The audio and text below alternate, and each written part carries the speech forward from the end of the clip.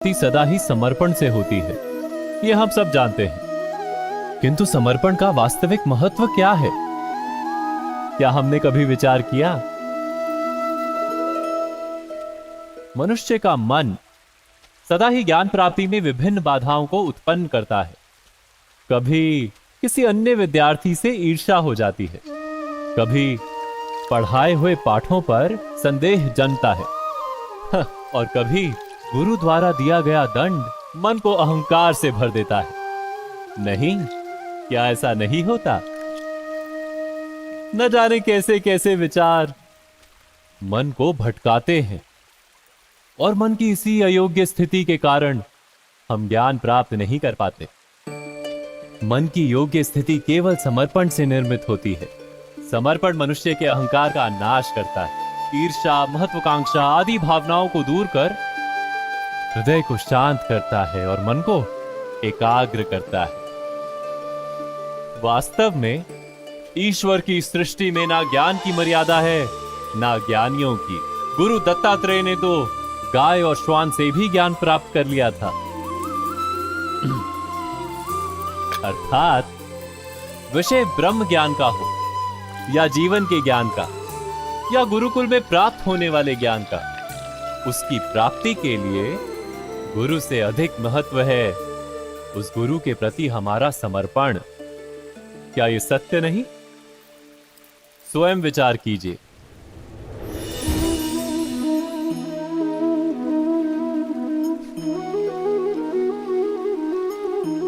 एक ही गुरु के पास शिक्षा प्राप्त करने वाले सारे शिष्य एक समान विद्या प्राप्त नहीं कर पाते। सारे शिष्य गुरु की बातें सुनते हुए अवश्य दिखाई देते हैं, उनकी पूजा करते हुए दिखाई देते हैं, किंतु एक समान विद्या प्राप्त नहीं कर पाते।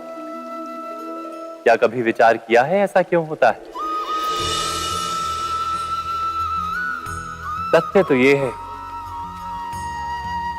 कि विद्या प्राप्त ना कर पाने वाले शिष्य समर्पण का दिखावा तो करते हैं, किंतु समर्पण का वास्तविक अर्थ नहीं समझ पाते। गुरु के चरणों में फूल चढ़ाने से अथवा गुरु का आदेश मानने मात्र से क्या समर्पण सिद्ध होता है? नहीं। समर्पण का वास्तविक अर्थ है जब गुरु के प्रति मन में कोई संदेह ना रहे, गुरु के मुख से आदेश निकले उससे पूर्व शिष्य उस कार्य को पूरा कर, गुरु के विचारों के साथ शिष्य के विचार एक हो जाए। शिष्य जब तक अपने गुरु में ब्रह्मा, विष्णु, महेश इनके रूप ना देख ले, तब तक उसका समर्पण सत्य नहीं। वास्तव में समर्पण किसी कार्य का नाम नहीं, समर्पण तो हृदय की भावना और मन की स्थिति का नाम है।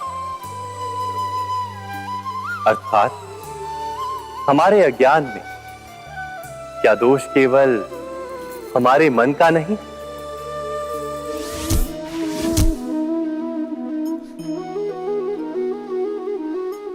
श्रेष्ठता का क्या अर्थ है? श्रेष्ठता का अर्थ है दूसरों से अधिक ज्ञान प्राप्त करना। अर्थात मूल्य इस बात का नहीं कि स्वयं कितना ज्ञान प्राप्त किया, मूल्य इस बात का है कि प्राप्त किया हुआ ज्ञान अन्य लोगों से कितना अधिक है।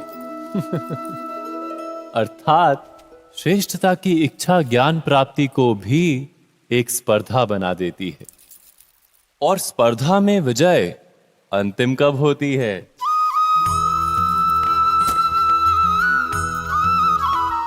कुछ समय के लिए तो श्रेष्ठ बना जा सकता है, किंतु सदा के लिए कोई श्रेष्ठ नहीं रह पाता। फिर वही असंतोष, पीड़ा और संघर्ष जन्म लेता है। किंतु श्रेष्ठ बनने के बदले यदि उत्तम बनने का प्रयत्न करें तो क्या होगा?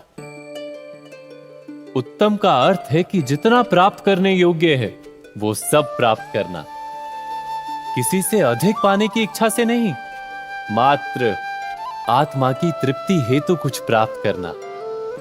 उत्तम के मार्ग पर किसी अन्य से स्पर्धा नहीं होती, स्वयं अपने आप से स्पर्धा होती है।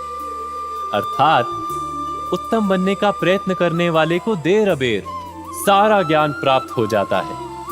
बिना प्रयत्न के ही वो श्रेष्ठ बन जाता है, किंतु जो श्रेष्ठ बनने का प्रयत्न करता है वो श्रेष्ठ बने या ना बने, उत्तम कभी नहीं बन पाता।